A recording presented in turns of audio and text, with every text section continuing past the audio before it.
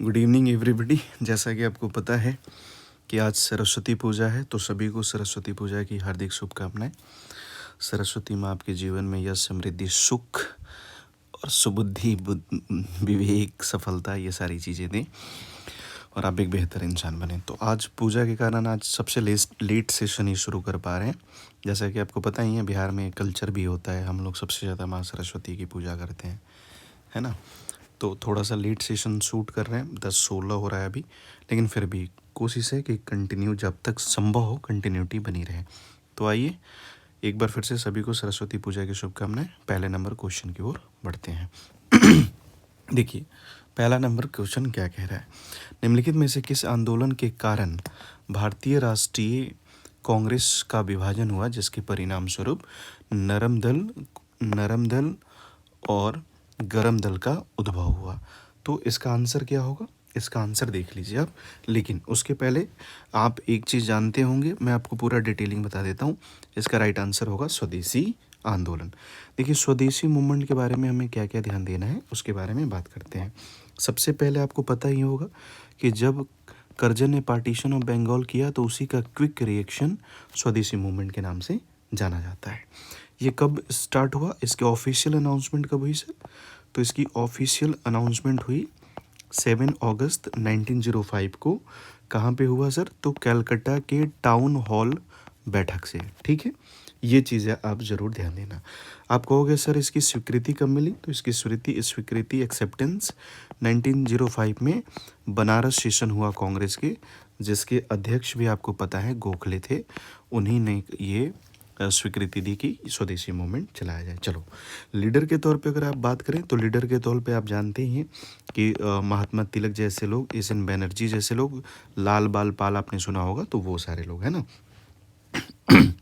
देखो अब इसके बाद कुछ और चीज़ें देख लो, जैसे वंदे, आपने चूंकि अभी देखो अभी बंगाल में चुनाव है तो वंदे मातरम वाला इशू आप समझ ही रहे हो, है ना।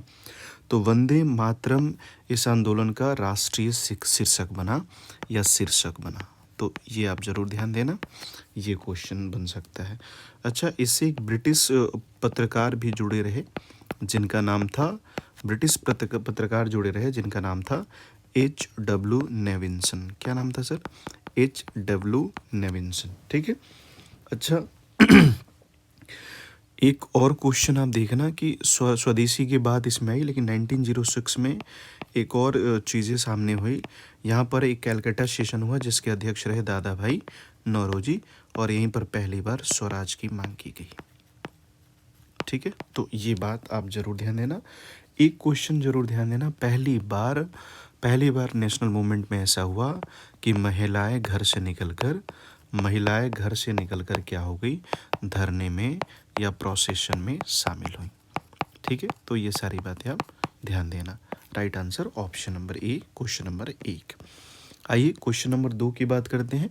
अधिकतर नरमपंथी नेता कहाँ के थे? Most of the moderate leaders were, ये कहाँ से संबंधित होते थे? तो इसके बारे में आंसर देखो, ग्रामीण क्षेत्र, शहरी क्षेत्र, ग्रामीण तथा शहरी क्षेत्र दोनों। इसका राइट आंसर क्या हो जाएगा सर? तो शहरी क्षेत्र, क्योंकि जो मॉडरेट या नरमपंथी नेता थे वो पढ़े लिखे ज़्यादा थे, जिसमें आपने दादा भाई नौरोजी का नाम सुना होगा, फिरोज शाह मेहता का नाम सुना होगा, व्योमेश चंद्र बैनर्जी का नाम सुना होगा, एस एन बैनर्जी जैसे लोगों का नाम सुना होगा। इन नरमपंथियों का दौर कब से कब तक रहा? 1885 टू 1905 तक रहा। ठीक है, ये क्या रहे सर? ये मध्यम वर्ग रहे, समृद्धशाली बुद्धिजीवी वर्ग आप कह सकते हैं इनको, है ना। तो right answer option number B. Next question की तरफ देखते हैं। राष्ट्रीय आंदोलन में निम्न में से किसको नरमदलीय के तौर पर नहीं जाना जाता है?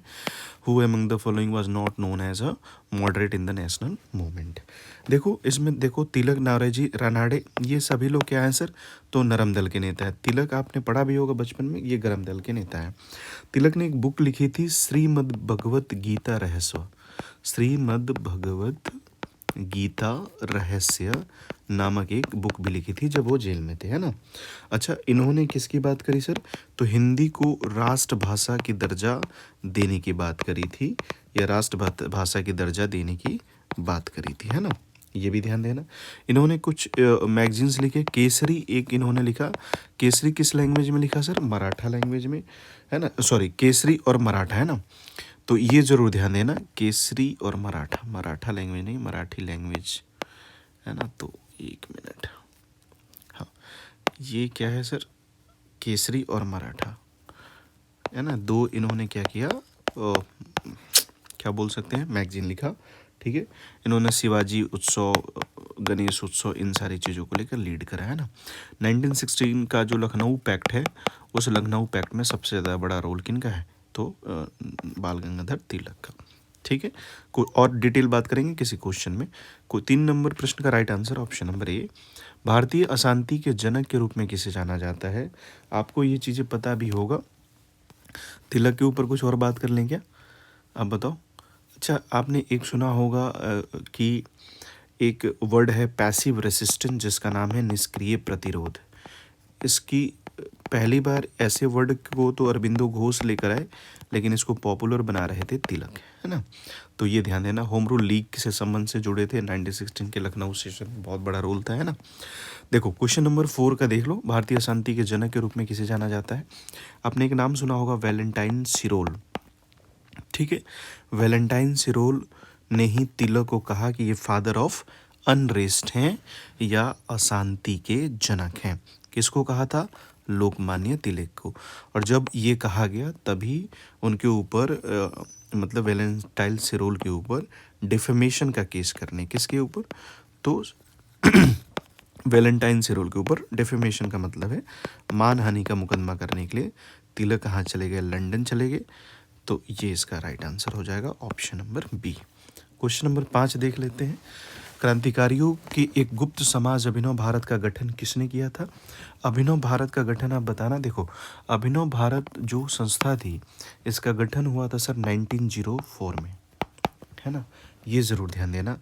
इसके संस्थापक कौन थे भाई, तो इसके संस्थापक आप बता देना मुझे, राइट आंसर क्या होगा, ठीक है। एक गुप्त समाज अभिनव भारत के बारे में। अच्छा, अभिनव भारत के बारे में उसके पहले इसकी कहानी देख लेते हैं। 1890, रुक जाओ यार, ये पेन ना चार्ज नहीं लगता है। 1899 में एक आपने संगठन सुना होगा, मित्र मेला। वही मित्र मेला क्या हो गई, आगे परिवर्तित होकर 1904 में अभिनव भारत के नाम से जानी गई। ये कहाँ की स्थापना कहाँ थी सर, तो इसकी स्थापना नासिक की गई थी। नासिक कहाँ, महाराष्ट्र में, है ना। ये एक प्रकार का कैसा संगठन था, तो ये क्रांतिकारी संगठन था, ठीक है। ये चीज़ ध्यान देना। और इसको किसने किया था, तो आपने ये सुना होगा वीडी सावरकर ने, ऑप्शन नंबर ए। यहाँ पे थोड़ा सीक्वेंस BACD हो गया है, तो ये ध्यान रखना, option number B. Question number 5 का right answer B. Question number 6 देख लेते हैं। मुजफ्फरपुर में किंग्सफोर्ड की हत्या का प्रयास कब किया गया। आपने बिहार में सुना ही होगा, रेवोल्यूशनरी मूवमेंट जब नेशनल लेवल पे स्प्रेड हो रहा था, तो बिहार में भी ये सारी चीज़ें हो रही थी। और किंग्सफोर्ड, और आपने ये मुजफ्फरपुर के मजिस्ट्रेट साहब रहे, और इन्हीं के ऊपर हमारे यहाँ के क्रांतिकारी रहे जो बंगाल से हैं। फिलहाल उस समय जॉइंट बंगाल बिहार में शामिल था, तो उसमें 2 लोग शामिल थे। आपने नाम सुना होगा, प्रफुल्ल चाकी जैसे लोग शामिल थे, और खुदीराम बोस जैसे लोग, है ना। प्रफुल्ल चाकी और खुदीराम बोस जैसे लोग शामिल थे। क्या हो गया है आज, प्रफुल्ल चाकी और खुदीराम बोस जैसे लोग शामिल थे। आपको पता है जॉर्ज कैनेडी की हत्या हो गई, इन्होंने बम्बार्डिंग की तो, लेकिन जॉर्ज कैनेडी की पूरी फैमिली मारी गई। ये किंग्सफोर्ड उसमें मौजूद नहीं था, तो खुदीराम को फांसी हो गई, और प्रफुल्ल चाकी ने सुसाइड कर लिया, आत्महत्या कर ली, है ना।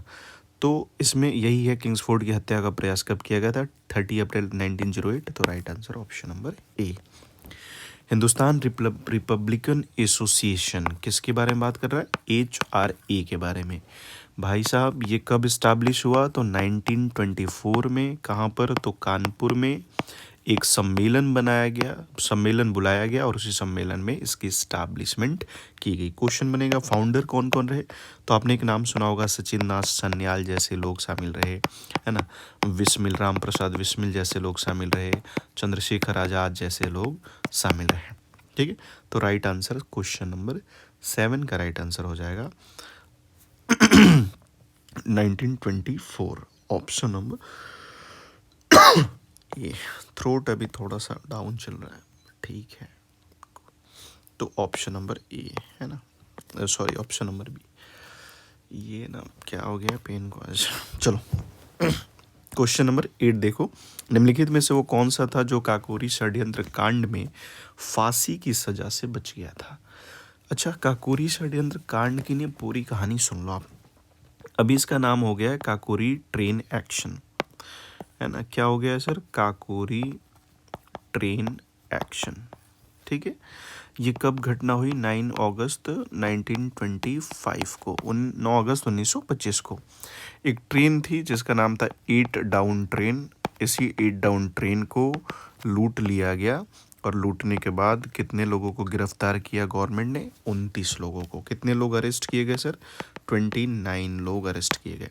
अच्छा, 29 लोग अरेस्ट किए गए तो वो तो अपन देख लेंगे, लेकिन जो बचाव समिति की अध्यक्षता जो कर रहे थे, इनकी गिरफ्तारी के बचाव हेतु जो समिति बनी, उस समिति की अध्यक्षता जो कर रहे थे, उस अध्यक्षता कौन कर रहे थे? गोविंद वल्लभ पंत।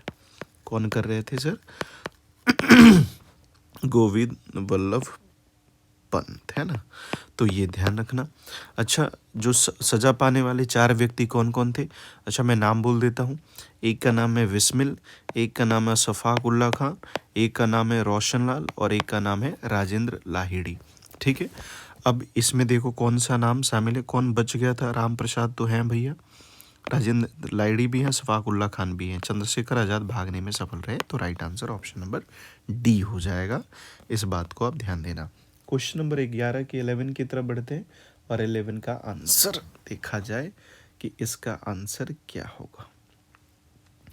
भगत सिंह और क्या है भाई, राजगुरु तथा सुखदेव को फांसी कब दी गई? आपको पता ही है, रेवोल्यूशनरी मूवमेंट में ये सारी कहानी चल रही थी। 23 मार्च 1931 को ये घटना हो गई, जिसमें ठीक है, जिसमें क्या हुआ देखो, इसका राइट आंसर ऑप्शन ए हो जाएगा, है ना। अब देखो कहानी कैसे आगे बढ़ी उसके बारे में मैं आपको बताता हूँ बैकग्राउंड।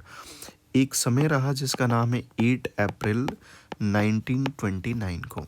इस समय होता क्या है, बटुकेश्वर दत्त जैसे लोग, भगत सिंह जैसे लोग क्या होते हैं, केंद्रीय विधानसभा सेंट्रल लेजिस्लेटिव में पहुंचते हैं और वहां पर जो वहां पर पहुंचकर क्या करते हैं, बम्बार्डिंग करते हैं और इसी के विरोध में उनको पकड़ा जाता है। और पकड़ा जाता है तो जब केस चलता है तो उनको ऊपर, जैसे नहीं पुलिस पकड़ लेती है तो पुराने फाइल भी खोलती है, तो उसी में एक लाहौर षड्यंत्र कांड था। उसी लाहौर षड्यंत्र कांड के अंतर्गत भगत सिंह, राजगुरु और सुखदेव को क्या हो गई, तो फांसी हो गई। और वो समय था 23 मार्च 1931।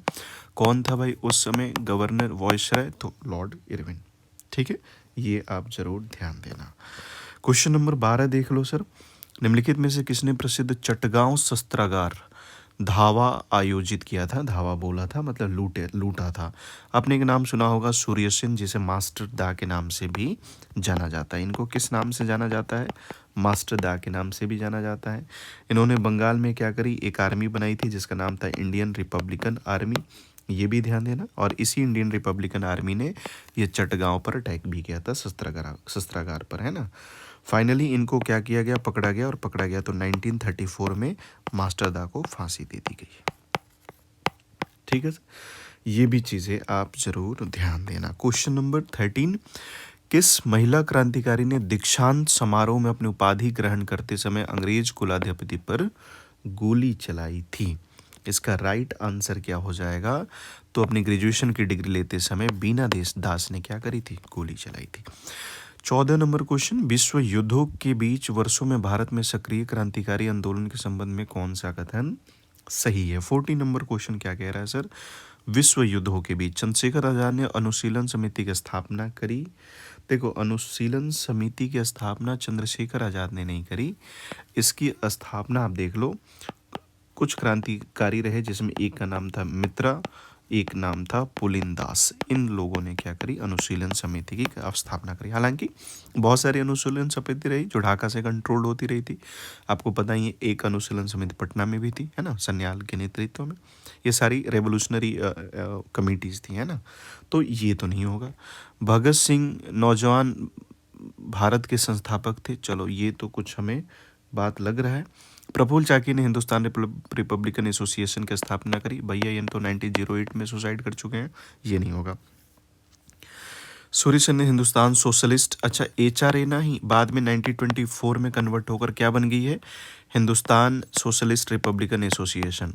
तो सूर्य सेन तो सर मास्टर दा किसकी कर रहे थे, तो यहाँ पे क्वेश्चन देखो, इंडियन रिपब्लिकन आर्मी की, तो तीसरा भी नहीं होगा, है ना, ये भी नहीं होगा। सन्याल युगांतर के संस्थापक थे, तो ये भी नहीं था। राइट आंसर क्या हो जाएगा, नौजवान भारत 1924 भगत सिंह। लास्ट क्वेश्चन आज के सेशन का हम देख लेते हैं। क्वेश्चन नंबर है अपने पास 17, है ना सर। तो 17 का राइट आंसर देख लो, आप ही बता दो क्या है। गदर बहुत पढ़े हो गए आप, गदर क्या था इसके बारे में इसका आंसर दे दो। देखो, गदर भारतीयों का एक क्रांतिकारी संघ जिसका प्रधान कार्यालय सैन फ्रांसिस्को, एक राष्ट्रवादी संगठन जो सिंगापुर, उग्रवादी संगठन भारत की स्वतंत्रता के लिए कम्युनिस्ट आंदोलन। राइट आंसर क्या होगा, ऑप्शन ए। आपको पता है सूर्य सेन जैसे लोग, भाई परमानंद जैसे लोग सैन फ्रांसिस्को से ये संगठन को चला रहे थे। तो ऑप्शन नंबर क्या होगा, 17 नंबर ए। कमेंट करके बताओगे क्या, गदर नामक जो पत्रिका निकली उसकी पहली लैंग्वेज क्या थी, आप हमें कमेंट करके बताना। आज सेशन इसलिए लेट हो गया क्योंकि आज पूजा था, तो सरस्वती जी की पूजा करी। और तो मैं तो कहूँगा कि जैसे बिहार करता है ऑल ओवर इंडिया भी करता है, हमारे यहाँ थोड़ा ज़्यादा होता है, तो आप लोग भी करिए। विवेक बढ़ाइए, विवेक बढ़ाना जरूरी है क्योंकि बुद्धि और विवेक में बहुत अंतर है ना। तो बुद्धि बढ़ाइए, विवेक बढ़ाइए और सही से आगे बढ़िए। अपने माँ बाप का ध्यान रखिए और अच्छे से पढ़कर जल्दी नौकरी लीजिए, है ना। कल मिलेंगे फिर रेगुलर सेशन में। आपको कोई वीडियो चाहिए तो आप हमें कमेंट करके बता देना, मैं ज़रूर उसके ऊपर अपलोड कर लूँगा, ठीक है। हमसे जुड़ने के लिए आपका बहुत बहुत शुक्रिया, बहुत बहुत धन्यवाद। एक बार फिर से सरस्वती पूजा की आप सभी को हार्दिक शुभकामनाएं।